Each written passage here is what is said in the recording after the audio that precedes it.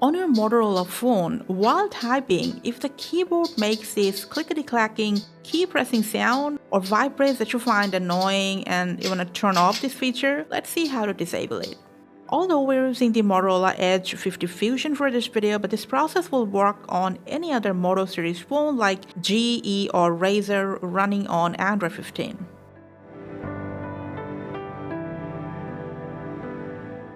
So for that, open up Keyboard and just go to the keyboard settings. To Preferences, scroll down a bit. Now the sound on key press is responsible for the sound. First of all, if you want, you can reduce the volume.